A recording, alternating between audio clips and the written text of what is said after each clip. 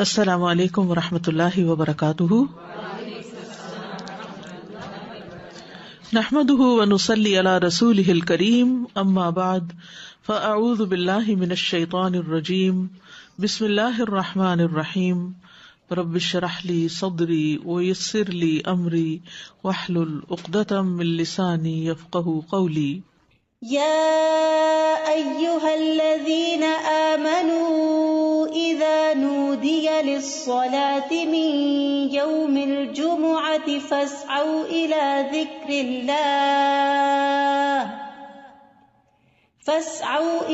ذكر الله وذروا البيع ذلكم خير لكم إن كنتم تعلمون۔ کہ ایمان والوں کے لیے جمعہ کی اذان کے بعد کسی بھی اور قسم کی مشغولیت اختیار کرنا درست نہیں، اور ہر عاقل بالغ کو جمعے کی نماز کے لیے دوڑ پڑنا چاہیے، کیونکہ جمعہ ہر مسلمان پر فرض ہے۔ نبی صلی اللہ علیہ وسلم نے فرمایا، جمعہ ہر مسلمان پر جماعت کے ساتھ لازماً فرض ہے، حق واجب کہا، سوائے 4 طرح کے لوگوں کے: غلام، مملوک، عورت، بچہ یا مریض۔ تو ایک ہو گیا غلام مملوک، دوسرا عورت، تیسرے بچہ اور چوتھے بیمار شخص۔ اسی طرح مسافر پر بھی جمعہ نہیں ہے، اور عورتیں گھر میں 4 رکعت نماز اپنی ظہر کی پڑھیں گی۔ گھر میں جمعہ نہیں ہوتا، جمعہ جمع ہو کر ہی ہوتا ہے، مسجد میں ہوتا ہے اور بڑی مسجد میں ہوتا ہے۔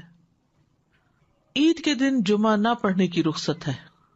ابو ہریرہ کہتے ہیں کہ رسول اللہ صلی اللہ علیہ وسلم نے فرمایا، تمہارے آج کے دن میں 2 عیدیں جمع ہو گئی ہیں، بس جو چاہے تو اس کے لیے یہ نماز عید جمعہ سے کافی ہوگی۔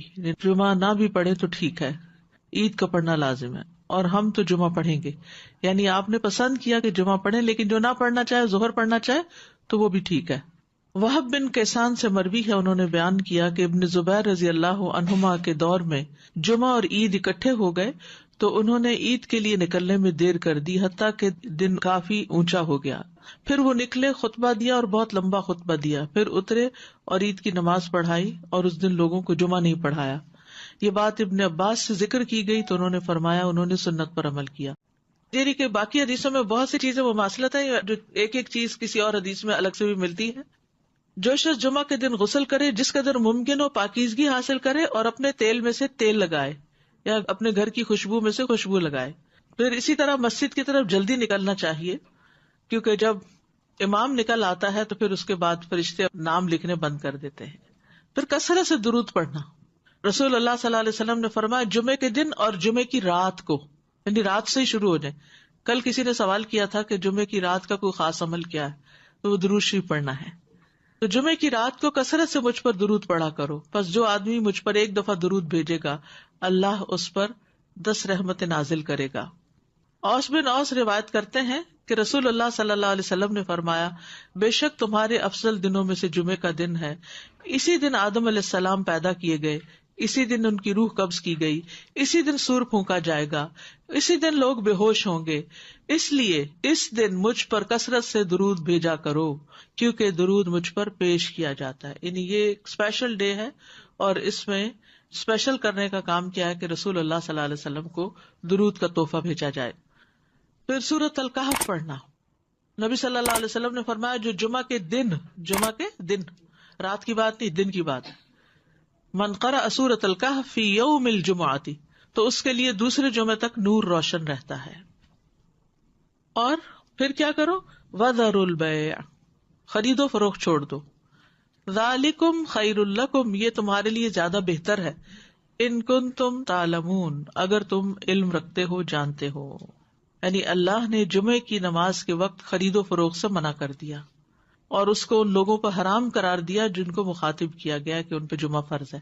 یعنی یا ایھا الذین آمنوا سے شروع ہو کے اینڈ تک ایک کرنے کا کام بتایا گیا اور دوسرا چھوڑنے کا کام، اور وہ کیا ہے، پڑھنا فرض ہے، ایسے تجارت چھوڑنا فرض ہے۔ ٹھیک ہے، یعنی جب اذان ہو جائے تو خرید و فروخت ترک کر دو اور اللہ کے ذکر یعنی نماز کے لیے جلدی کرو. یعنی اگر کوئی سودا طے بھی پا رہا ہے تو بس وہیں ٹھپ کر دو.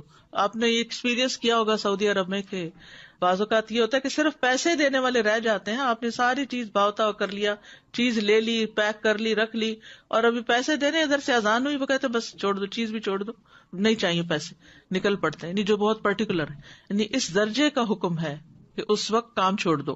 انسٹنٹ اسٹاپ, وذر البیع, یہ بھی فرض کے درجے میں ہے. تو اسی وجہ سے علماء کا اتفاق ہے کہ دوسری اذان کے بعد خرید و فروخت حرام ہے. اصل میں یہاں تو ہمارے ہاں مسجدوں میں ایک ہی اذان ہوتی ہے, لیکن جیسے اگر سعودی عرب میں آپ نے کبھی حرم میں جمعہ پڑھا ہو تو آپ نے دیکھا ہوگا کہ وہ ایک اذان ذرا آدھا گھنٹہ یا کچھ پہلے دے دیتے, وہ صرف ایک انفارم کرنے کے لیے کہ لوگ تیاری شروع کر دیں. لیکن جو ہی پھر امام بیٹھتا ہے اور اذان شروع ہوتی ہے تو اس کے بعد پھر کوئی خرید و فروخت نہیں, امیڈیٹ پہلے والی ہے. اس میں یہ کہ بعض علماء کا خیال ہے کہ یہ زوال کے بعد سے نماز جمعہ کے فارغ ہونے تک ہے, یعنی جو ہی سورج ڈھل جائے تو شروع ہو جاتا ہے خرید و فروخت بند. کچھ کہتے ہیں خطبے کی اذان سے نماز تک ہے. بہرحال جمعہ کے دن خرید و فروخت یعنی صبح میں کر سکتے ہیں, اس کے بعد بھی کر سکتے ہیں, لیکن اس پیریڈ میں نہیں کر سکتے. تو احتیاط یہی ہے کہ زوال کے بعد سے روک دیا جائے. بعض اوقات یہ ہوتا ہے کہ خرید و فروخت تو نہیں ہوتی لیکن جاب ہوتی ہے. بعض اوقات یہ ہے کہ کچھ لوگ یہ کرتے ہیں کہ اچھا ابھی تو اذان ہی ہوئی ہوگی, ابھی تو خطبہ چل رہا ہوگا, ہم نماز میں جا کے شامل ہو جائیں گے. تو نہیں, اذان کا وقت جو ہے وہ جمعہ شروع ہونے کا وقت ہے, اس میں پھر باقی کام چھوڑ دینے چاہیے. الا یہ کہ انسان پارک کر رہا ہے یا رش ہے یا راستے میں کوئی رکاوٹ آ گئی ہے, وہ الگ بات ہے. ذالکم خیر لکم ان کنتم تعلمون, یہ تمہارے حق میں بہتر ہے, یعنی خرید و فروخت چھوڑنا بہتر ہے اگر تم جانتے ہو. یعنی نماز پڑھنا زیادہ بہتر عمل ہے. اور اس لیے کہ اگر تم نے وقت پہ نماز نہ پڑھی وہ تو فوت ہو جائے گی, لیکن اگر تم نے تجارت چھوڑ دی اس وقت تو وہ تو بعد میں بھی ہو سکتی ہے, اس کا کوئی وقت مقرر تو نہیں ہے, وہ تو کسی وقت بھی ہو سکتی ہے. ایک تو یہ استاذہ جی کہ سورۃ الکہف کے بھی جیسے آپ نے بتایا, تو سورۃ الکہف کے لیے بھی کیا کچھ وقت مقید ہے؟ کچھ لوگ اس کو کہتے ہیں کہ it has to be before عصر. نہیں, مغرب سے پہلے تک پورا دن کا پورا دن, درود کے لیے بھی پورا دن. ٹھیک ہے, مغرب پہ وہ دن کا اختتام ہوتا ہے. ٹھیک ہے. اور دوسرا یہ جو جمعے کی بات آئی کہ وذر البیع, اب فار انسٹنس اب ڈپینڈ کرتا ہے نا, نیت والی بات ہے کہ اگر آپ نے جمعہ اٹینڈ کرنے کی نیت کی ہوئی ہے تو پھر آپ کا ہوگا. اب جیسے فار انسٹنس ہم یہاں ہوتے ہیں اور اگر کسی وقت ہم, عورتوں پر تو فرض ہی نہیں ہے نا جی, لیکن اگر ارادہ کیا ہوا ہے تو پھر اس وقت انسان سب چھوڑ کے چلا جائے. ٹھیک, جزاک اللہ خیر. ایک یہ سوال ہے کہ جب ہم فرائیڈے کی مارننگ اور نائٹ کہتے ہیں تو کیا وہ نائٹ جمعرات کی مغرب کے بعد شروع ہوتی ہے؟ جی صحیح. جی, دوسرا یہ ہے کہ اگر ہم آئے ہیں جمعے کی نماز کے لیے اور کسی وجہ سے ٹریفک میں پھنس گئے, خطبہ ہو گیا, تو اس کے بعد کیا ہم صرف 2 فرض ہی پڑھیں گے کہ پوری نماز پڑھیں گے؟ اچھا سوال ہے. اس پہ یہ ہے کہ بعض علماء کہتے ہیں کہ اگر کوئی دوسری رکعت کی رکوع میں شامل ہو گیا تو اس کا جمعہ ہو گیا. امام ابو حنیفہ کا قول یہ ہے کہ اگر اس نے سلام بھی پا لیا تو اس کا جمعہ ہو گیا, کیونکہ وہ بھی نماز کا حصہ ہے. حتیٰ کہ وہ یہ کہتے ہیں کہ اگر امام سجدہ سہو کر رہا ہے تو بھی جمعہ ہو جائے گا, یعنی پا لے گا. اگر کسی مجبوری کی وجہ سے کوئی سویا رہ گیا, کوئی کسی وجہ سے تاخیر ہو گئی تو جمعہ اس کو مل جائے گا. لیکن بہت سے علماء یہ کہتے ہیں کہ خطبہ بھی ضروری ہے کیونکہ یہ جمعے کا حصہ ہے, اور وہ یہ کہتے ہیں کہ اگر خطبہ نہیں اور جمعے میں شریک ہو گئے ہیں جیسے پہلی رکعت یا دوسری رکعت میں بھی, تو اس صورت میں پھر ظہر کی نماز یعنی امام جب سلام پھیر لے تو 2 رکعت پڑھنے کی بجائے 4 پوری کر لے. جزاک اللہ خیر. السلام علیکم. سورہ کہف کے بارے میں معلوم کرنا ہے. جیسے ہم پڑھتے ہیں, اب میرے بچے سے چھوٹے ہیں, میں ان کو عادت ڈالی ہے کافی سالوں سے, تو وہ صرف پہلی 10 آیتیں پڑھ لیتے ہیں. کہ ایسا کرنا صحیح ہے؟ پہلی 10 آیتوں کی فضیلت ہے, لیکن جمعے کے دن ساری پڑھنے کی ضرورت ہے. تو ایسا ایسا جو بڑے ہوتے جائیں اس کو بڑھاتے جائیں حتیٰ کہ پوری پہ آ جائیں. نبی صلی اللہ علیہ وسلم نے سب سے پہلا جمعہ جو تھا وہ مسجد قباء میں قائم کیا تھا. اس کے بعد ہجرت سے پہلے جو جمعہ ہوا تھا مدینہ میں, وہ اسد بن زرارہ نے مدینہ سے 1 میل دور قائم کیا تھا. اسد بن زرارہ نے, یہ نبی صلی اللہ علیہ وسلم کی آمد سے پہلے. اسی لیے ایک صحابی تھے تو وہ جب نماز پڑھ چکتے تھے تو کہا کرتے تھے رحم اللہ ابو امامہ, اللہ ابو امامہ پہ رحم کرے. تو پوچھا کہ کون ہے وہ؟ تو کہا گیا کہ اسد بن زرارہ، کہ جنہوں نے سب سے پہلے مدینہ میں جمعہ قائم کیا تھا، یا مدینہ سے 1 میل دور. تو ذالکم خیر لکم ان کنتم تعلمون، یعنی کاروبار چھوڑ کر نماز کی طرف جلدی آنا یہ تمہارے حق میں زیادہ بہتر ہے اگر تم جانتے ہو. اہل ایمان کی صفت یہ بیان کی گئی ہے کہ جب ان کو اللہ کی طرف بلایا جاتا ہے، عبادت کی طرف بلایا جاتا ہے، تو پھر کوئی چیز انہیں مشغول نہیں کرتی اپنے اندر. سورۃ النور میں آتا ہے رجال لا تلہیہم تجارۃ ولا بیع عن ذکر اللہ واقام الصلاۃ وایتاء الزکاۃ یخافون یوما تتقلب فیہ القلوب والابصار. وہ مرد جنہیں اللہ کے ذکر سے اور نماز قائم کرنے اور زکوٰۃ دینے سے نہ کوئی تجارت غافل کرتی ہے نہ کوئی خرید و فروخت. تجارت اور بیع 2 الگ الگ لفظ استعمال ہوئے ہیں. وہ اس دن سے ڈرتے ہیں جس میں دل اور آنکھیں الٹ جائیں گی. تو جیسے ہی نماز کا وقت آئے فوراً سب کام چھوڑ کر جمعے کے لیے حاضر ہو جانا چاہیے.